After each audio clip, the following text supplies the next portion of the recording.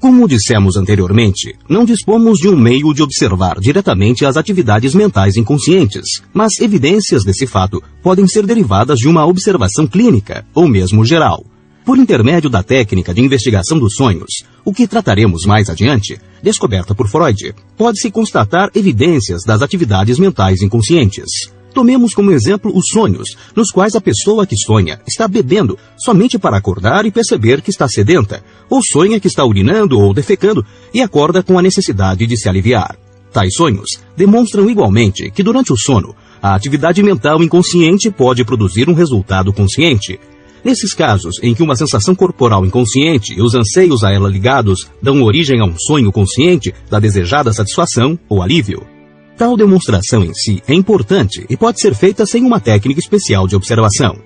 No entanto, por meio da técnica psicanalítica, Freud pôde demonstrar que por trás de todo sonho existem pensamentos e desejos inconscientes ativos, e assim estabelecer, como regra geral, que quando se produzem sonhos, estes são provocados por uma atividade mental que é inconsciente para o sonhador, e que assim permaneceria a menos que se empregasse a técnica psicanalítica.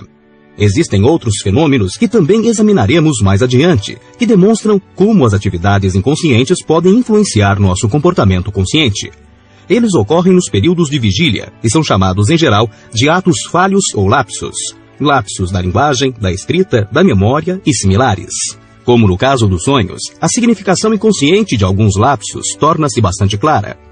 Não é difícil deduzir que um rapaz que tem alguma hesitação sobre o casamento, se ele nos contar que, quando se dirigia para a igreja, parou num sinal de trânsito e só quando este mudou é que percebeu que se detivera para um sinal verde ao invés de vermelho.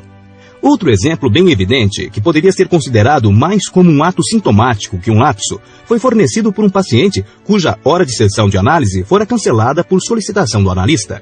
O paciente se sentiu um tanto perdido durante o tempo em que se ocupava habitualmente em vir ao tratamento e decidiu experimentar um par de pistolas de duelo antigas que comprara há pouco tempo. De modo que durante o tempo em que comumente ele estaria deitado no divã do analista, estava atirando com uma pistola sobre um alvo. Penso que, mesmo sem as associações do paciente, alguém poderia se sentir com bastante segurança para presumir que ele estava irritado com o analista por não atendê-lo aquele dia. Podemos acrescentar que Freud pôde, por intermédio da técnica psicanalítica, mostrar que a atividade mental inconsciente desempenha um papel na produção de todos os atos falhos e não apenas naqueles em que o significado de tal atividade é de fácil evidência. Pode-se notar também que muitas vezes os motivos para o comportamento de determinada pessoa podem frequentemente parecer óbvio para o observador, embora para ela seja desconhecido. Um exemplo é o do pacifista que está pronto para brigar violentamente com qualquer pessoa que contradiga seu ponto de vista sobre a indesejabilidade da violência. É óbvio que seu pacifismo consciente se faz acompanhar de um desejo inconsciente de lutar, o que no caso é exatamente o que sua atitude consciente condena. Por certo, a importância da atividade mental inconsciente foi primeiramente demonstrada por Freud no caso dos sintomas de pacientes mentalmente enfermos. Como resultado das descobertas de Freud, a ideia de que tais sintomas têm um significado desconhecido para o paciente é agora geralmente aceita e bem compreendida. Se o paciente sofre de uma cegueira histérica, por exemplo, naturalmente presumimos que existe algo inconsciente que ele não deseja ver, ou que sua consciência o proíbe de olhar. É verdade que nem sempre é de todo fácil perceber o significado inconsciente de um sintoma. E muitas vezes também os determinantes inconscientes para um único sintoma podem ser vários e muito complexos, de modo que, ainda que se possam fazer conjecturas, estas são apenas uma parte de toda a verdade. No entanto, nosso objetivo agora é só demonstrar a existência dos processos mentais inconscientes. Ainda que agora, em nossas ilustrações, possamos perceber o poder da atividade mental inconsciente, não podemos esquecer que foi o uso da técnica psicanalítica que tornou esta descoberta possível, e isto foi essencial para o estudo mais completo dos fenômenos mentais inconscientes. Freud convenceu-se de que, de fato, a maior parte do funcionamento mental se passa fora da consciência. Isso constitui, por certo, um contraste marcante com o conceito que prevalecia antes, o de que consciência e funcionamento mental eram sinônimos. Acreditamos que os dois não são, de modo algum, a mesma coisa. A consciência não precisa participar e, frequentemente, não participa das atividades mentais que são decisivas na determinação do modo de agir do sujeito, ou daquelas que são as mais complexas e as mais precisas em sua natureza. Tais atividades, mesmo as complexas e decisivas, podem ser completamente inconscientes. a pulsão ou impulso. Prosseguimos em nosso propósito de apresentar a teoria psicanalítica, agora tratando das forças instintivas que habitam o psiquismo. Inicialmente, é preciso fazer um parêntese. Muitas vezes, o que aqui se chama de pulsão ou impulso é também denominado instinto.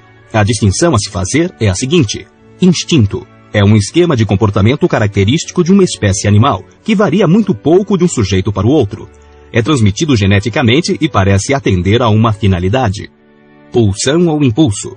O que chamamos de impulso no homem não pressupõe uma resposta estereotipada, mas apenas um estado de excitação central frente ao estímulo.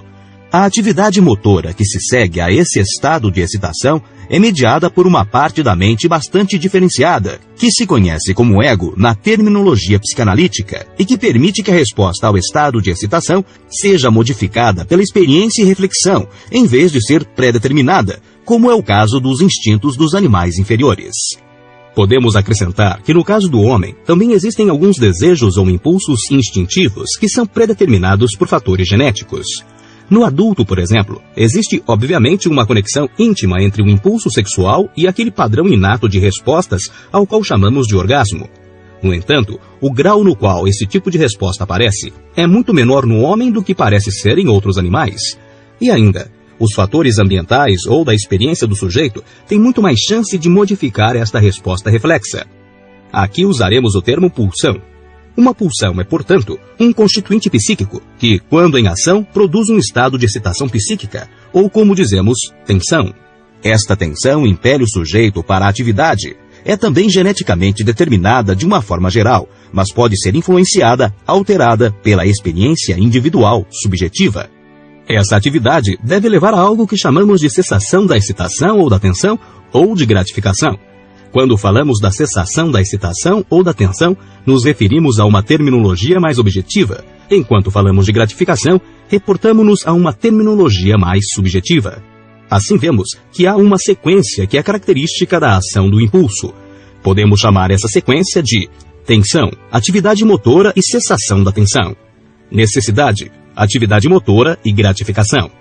Enquanto a primeira terminologia deixa de lado os elementos da experiência subjetiva, a segunda se refere explicitamente a ela.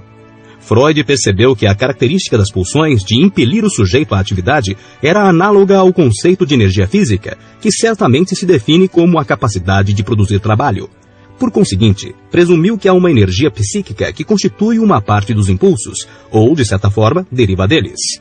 Esta energia psíquica não é de modo algum igual à energia física. É somente análoga em alguns aspectos. O conceito de energia psíquica, assim como o conceito de energia física, é uma hipótese que tem por objetivo servir ao propósito de simplificar e facilitar nossa compreensão dos fatos da vida mental que podemos observar.